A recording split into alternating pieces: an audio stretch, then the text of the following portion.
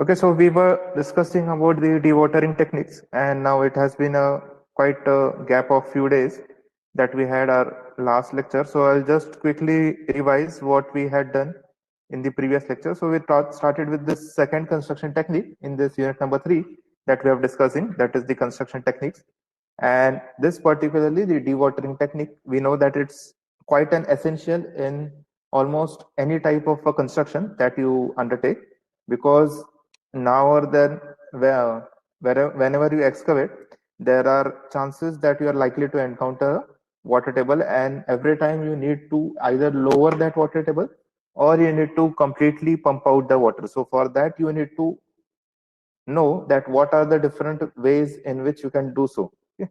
So just primary, if I ask anyone that how can you de-water an excavated area, so the layman's answer would be just you apply a pump or use a pump to pump out the water. Okay. But as an engineer, you should be able to know that, okay, what is the actual problem, from where is the seepage going on, how much is the water being accumulated, and then accordingly you can take the decision that what technique you should undertake. So we started with the first one, that is sump pumping, in which what we had is, suppose there is an initial water table and we need to lower it. So in that case, you just make a ditch or excavate an area nearby that region wherever you have to do the excavation. So we saw that, okay, if this is the area that we have to excavate for, suppose foundation, so you need to excavate a ditch at some distance. Okay, and it should be such a way that the water should be flowing into that ditch and you can just pump out the water from the ditch. So a good application of this sump pumping we saw in case of a basement leakage, that wherever there is a basement leakage you can repair it or you can avoid that leakage beforehand itself by providing a small sump pump which is able to cater the capacity for a household level. Okay. In that we had seen that you have perforated pipes and you have a waterproof membrane which protects your walls, and then whatever is the seepage water, instead of going inside, it just flows into this pipes and then it goes into that sump pump. Then we saw single stage well point system. Now in well point system what you have is you dig a well, but it's a small well. It's not like the wells that we use in agricultural field, but it's just a small vertical hole that you dig out in the earth crust. Okay, and it's deep enough to reach the water table, and once it reaches there, you either apply a pump which is on the surface itself and you pump out the water using some pipes. Okay. So now this can be done using these components, that is you have several well points. If one well point is not sufficient, you can have a series of well point as shown in this figure, and then you can just connect all of them together either to a single pump if your pump is having that much capacity, or if you have a low capacity pump, low power horsepower pump, so you can go for more than one pumps as well. So you have well points, you have the riser pipes which are these ones, the vertical pipes which take out the water. Then you have swing joints. Joints are nothing but the ones which connect your riser pipes and header pipe. Header pipe is the main pipe which carries all the water through the pump to the discharge pipe. Okay. So these are the components of the well point system that we saw. And then we saw a little bit theoretical part, that what are the specifications of the pipes that we use or the diameter of the well that we have. Okay, so those all specifications we saw. Okay. And then these are the actual photos that I showed you. And single stage well point system, the disadvantage or the limitation of it is that it can only bring down the water level by 5 to 5.5 meter at one time. So for greater depth, you need a multi-stage system, and multi-stage is nothing but something like that, like this, in which you can pump water simultaneously but at different levels. So you first pump it at level number 1, then level number 2, and if it's more deep, if you want to excavate more deeper, you can have even more than 2 levels. So this is the multi-stage well point system, or everything else is similar to what we had seen in the single stage well point system. And then we'll saw the deep well point system, in which if you have or if you want to lower the water table to a greater depth, say you can do it up to the 30 meters depth in a single stage. Single stage as in, you can see this is a single stage and this is multi-stage. Okay. So in a single stage, if you have to pump out the water up to 30-meter depth, so you can go for a deep well, and this is nothing but sort of a bore well, you can say. And the only difference between deep well point system and the multi-stage single stage is that the location of the pump. So in the single stage and multi-stage, generally the pump is on the surface, but in deep well system, the pumps are located in the well point itself. Okay, these are the submersible pumps. So we had covered till here, and now we will cover the remaining two methods of dewatering. So starting with vacuum dewatering. Now vacuum dewatering, it is again some of the specifications or some of the components you will see, they are the same. That is, the header pipe is there, you have a pump over here, okay, you have a riser pipe over here, everything is same.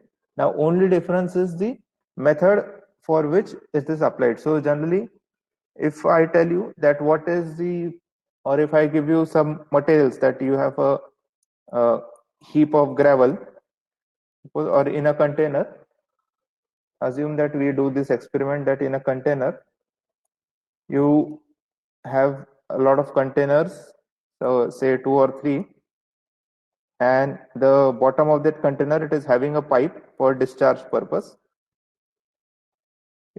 and you are filling that container with some kind of a material, and now that material is gravel, it's sand, it may be natural sand or modified sand, anything, and you have a clay. Okay, and all these materials, they are fairly compacted. I'll not say they are compacted up to their MDD or maximum die density that you have studied in geotech, but they are fairly compacted. And then I ask you that if I pour some water into it from the top, for all the 3 containers that you have, one is having gravel, one is having sand, and the other is having clay. So through which container you will see a greater flow of water? Okay. So my question is, you have 3 containers. In one container you have gravel, second container is filled with sand, and the third is filled with clay. And all of the containers or all of the material in the individual container is fairly compacted, and you have some outlet pipe as well to all the 3 containers.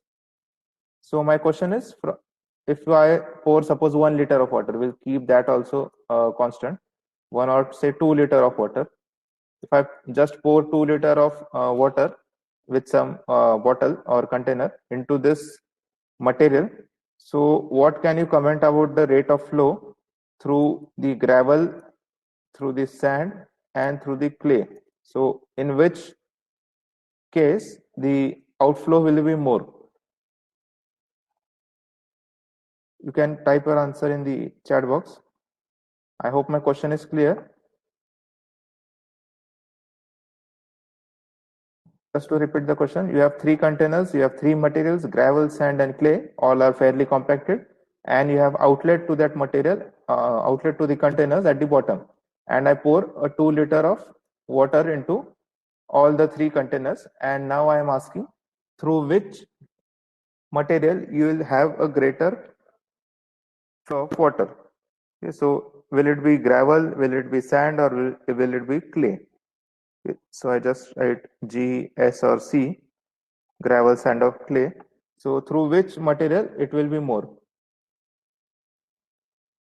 Yeah, obviously, all of you have given the correct answer that the flow will be greater through gravel. Now, why? Now, the next question, that why it will be greater through gravel?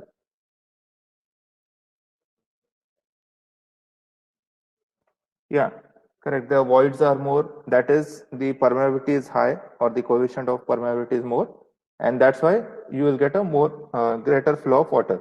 So now this is the case which is true when I'm just pouring water. Now we are talking about not pouring water, but we are talking about dewatering, that we have to remove water.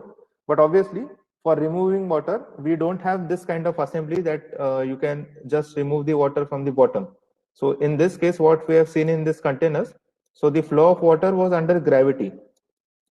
Okay, so that's why it was fairly simple for us to comment that the water will easily flow out through gravel. But here in the dewatering technique, we don't have any help from this gravity because we are actually working against the gravity.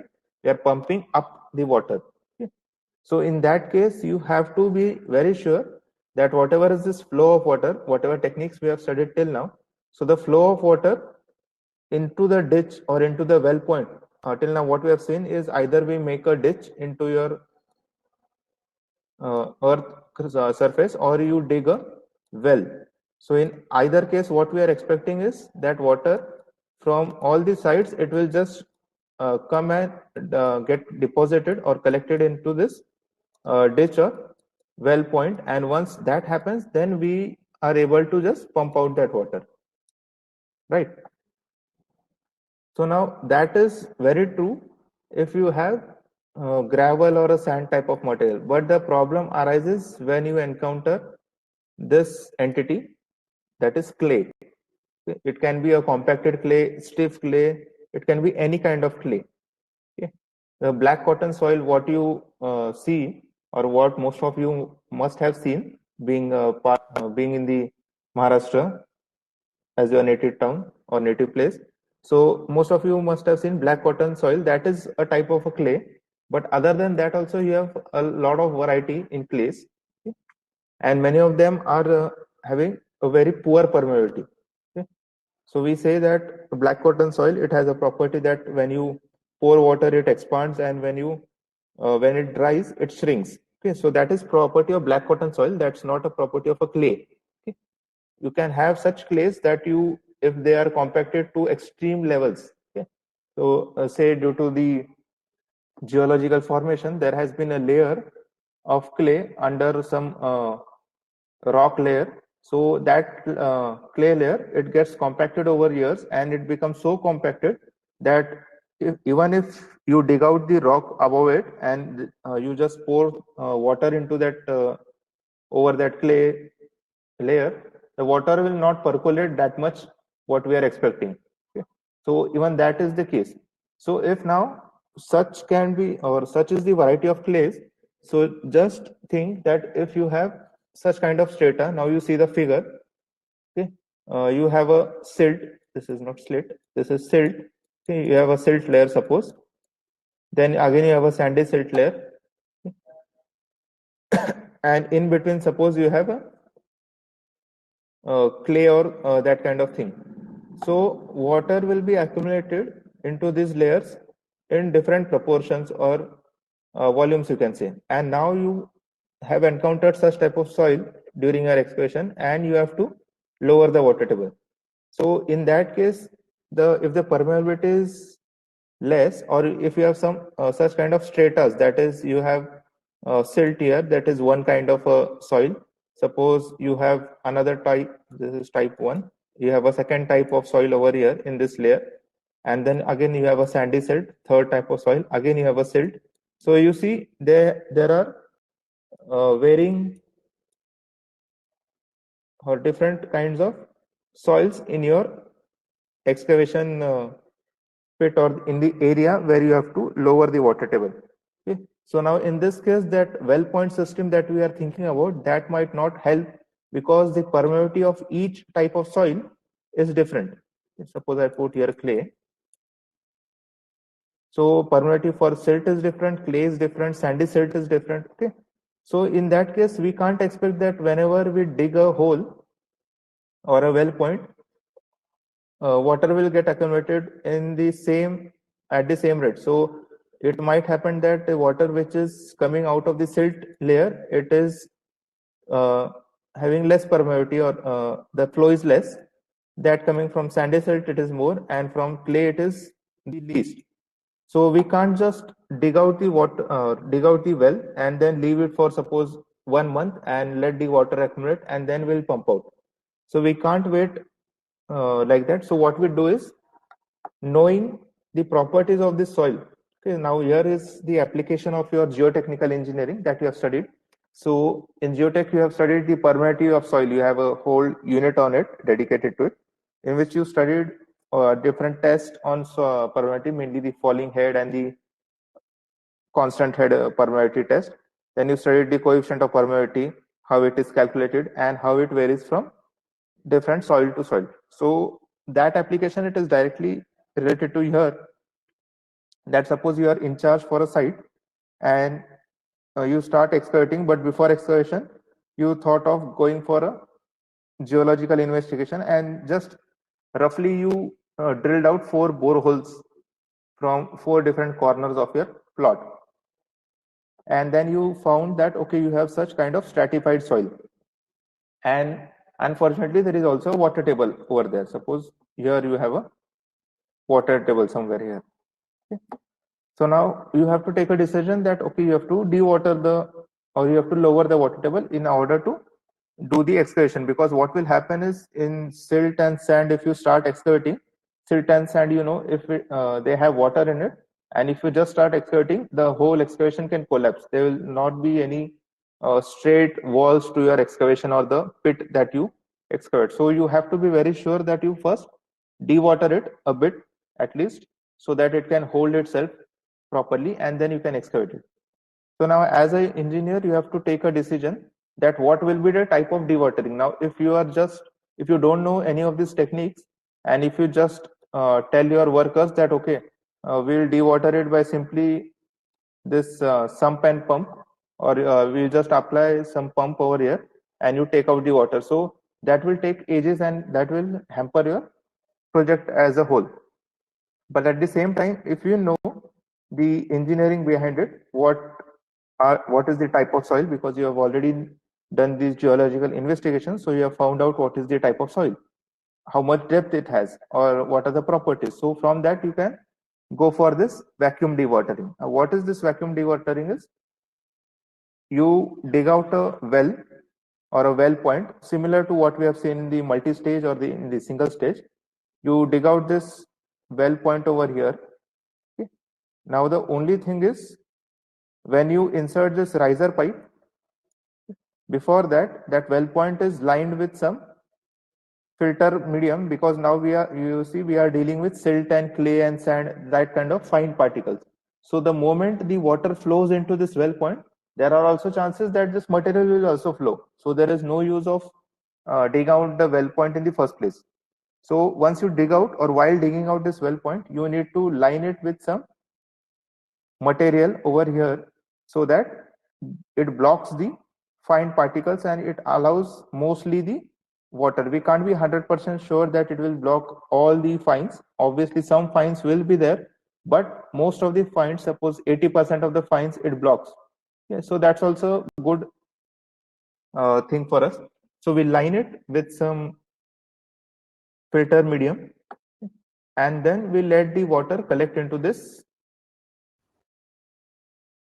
well point. Okay. Now to speed up the process, because I told you that each layer or each material, it will have a different permeability. Okay. So to speed up that process, what is done is, the riser pipe is inserted. Okay. It is attached to the pump over here on the top. Okay. And once this is done, now this whole thing, it is sealed. Okay. So you see here you have a seal. It is sealed with some chemical or simply bentonite slurry, which hardens afterwards, or you can keep that slurry as it is also. So you seal it using some chemical or bentonite slurry, the pipe still in contact with the well point.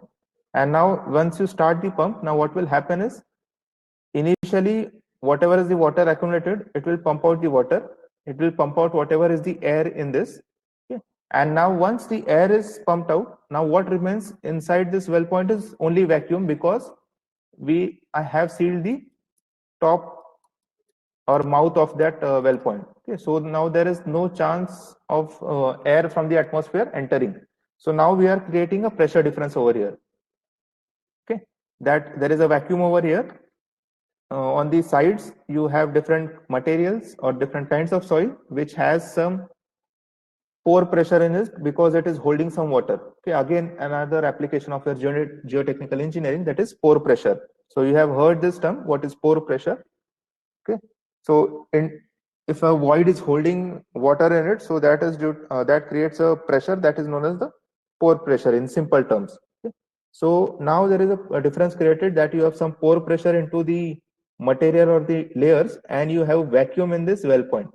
So what will happen is, due to this pressure difference, the water will easily now flow through the high pressure to the low pressure or into this well point, and the rate at which it will start flowing, it will be more.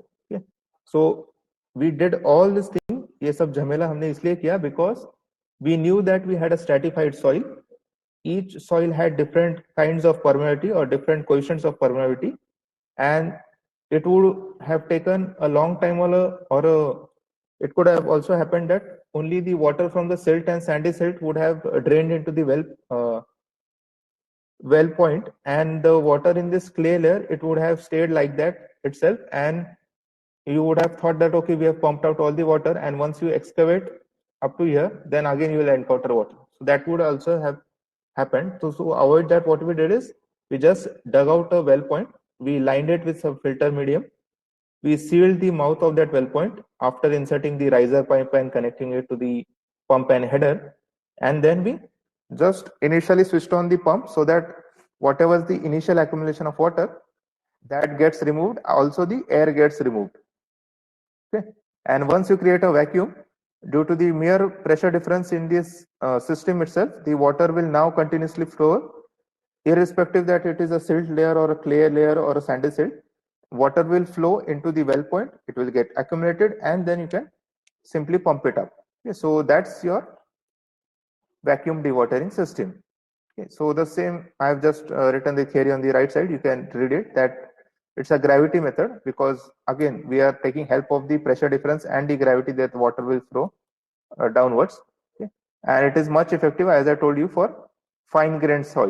So for gravel you don't have that much of issue, but when you encounter sand and silty sand and clay especially, where you have a low permeability range of about 0.1 to 10 raised to minus 2, you can say, mm per second.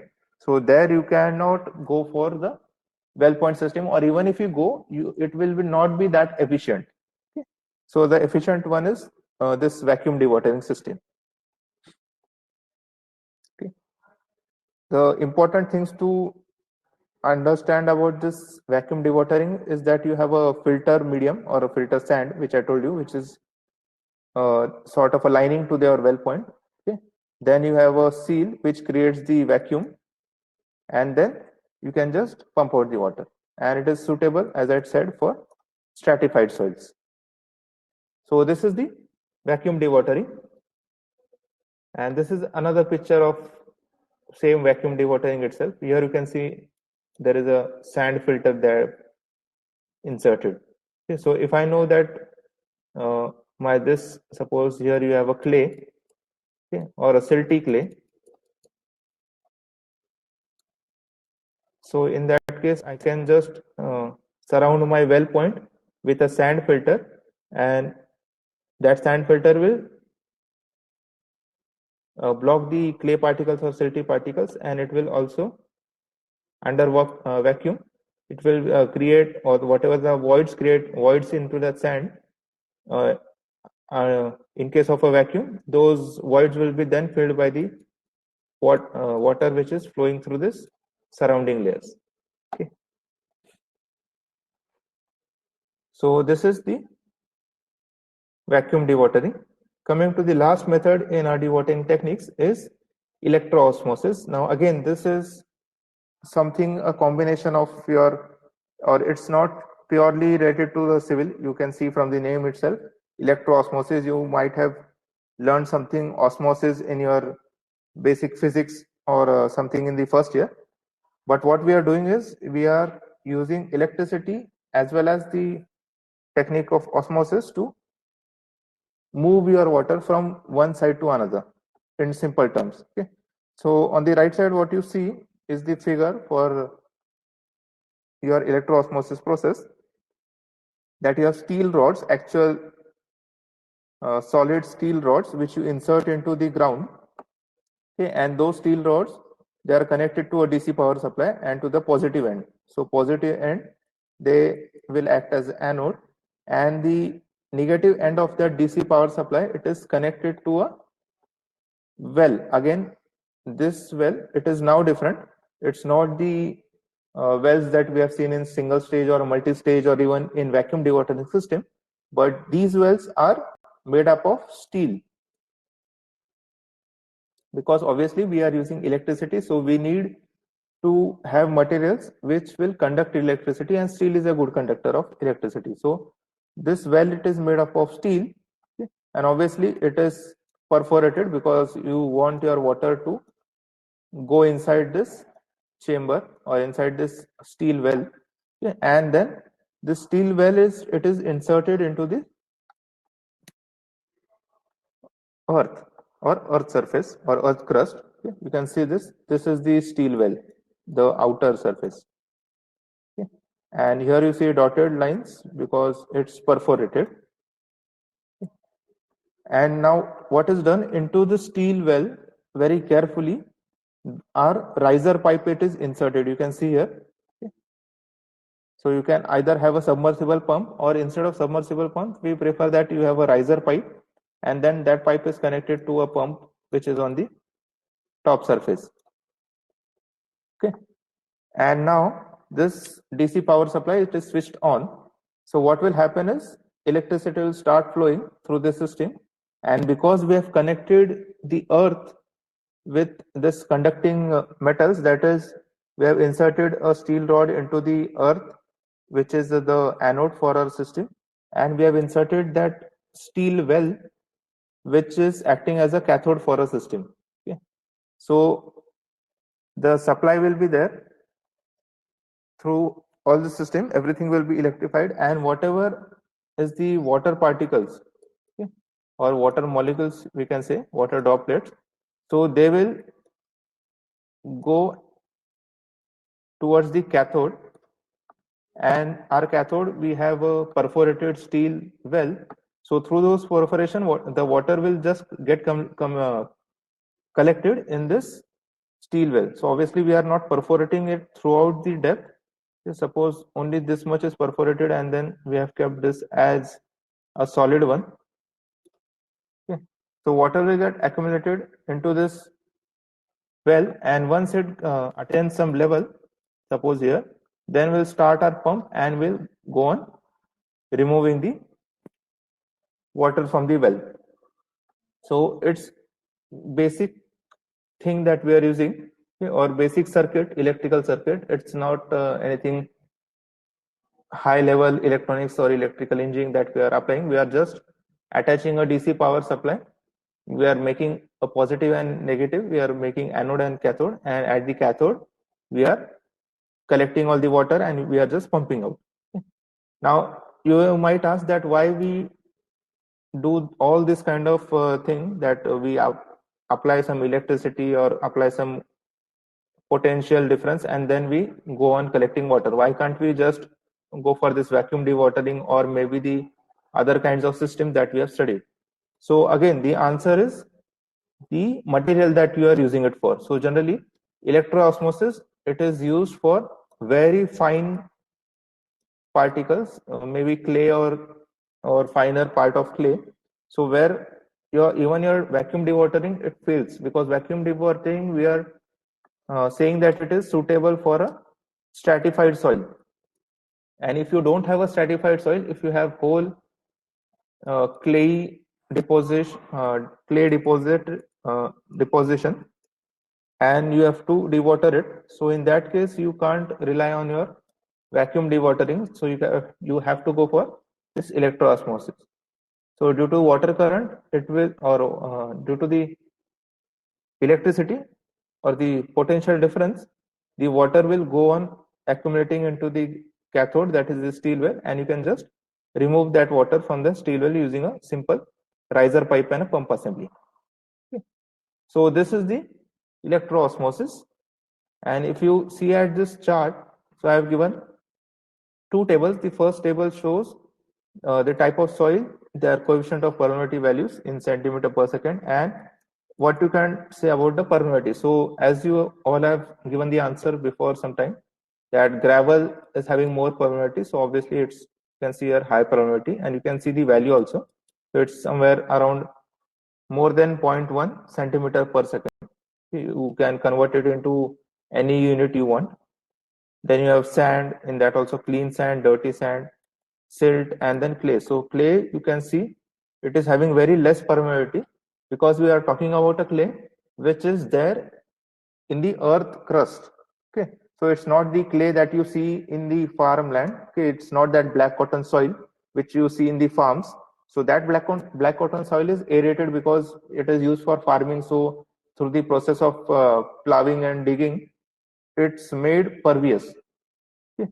So we are not talking about that clay, we are talking about the clay which is deposited inside the earth's surface for a lot of years. Okay. So that clay, it is impervious. And then in the second table, you can see that I have listed some methods of dewatering, whatever we have seen, mainly sump and well point, vacuum and electroosmosis. And then I have written the conditions for which they are suitable. So obviously sump, it is for shallow excavations in coarse grained soil, you can say. Well point system, if you have deeper water tables, 5 to 6 meters, or even more than that, we have seen for 30 meter also, we can use well point system, but only difference is we have to go for a deep well point system. And in vacuum, we can use vacuum pumping or vacuum dewatering if you have such kind of stratified layers. And electroosmosis, it is only used for fine grained cohesive soils such as clay. Other than that, nowhere you need electroosmosis, because obviously we are talking about a whole system which we have to introduce, that a perforated steel well or casing, you need a steel rod, you need a DC supply. So all that will take a lot of investment. So we don't use it generally everywhere. We only use it for specific conditions for a fine grained soil deposit, that is clay deposits. So this is all with the dewatering techniques. So we have seen sump and pump technique. We have seen the well points, in which we saw single stage, multi-stage, and the deep well point system. Then we saw vacuum dewatering, and then electroosmosis. So that's all with the dewatering techniques, and a few references I have given here. So you can just go to this websites. It's a blog actually, and there you can find out the theory related to this dewatering. Although I have covered most of the theory, but then too, if you want to read some more details, so you can go to these web links and you can find the theory part of it. So we'll stop here for today.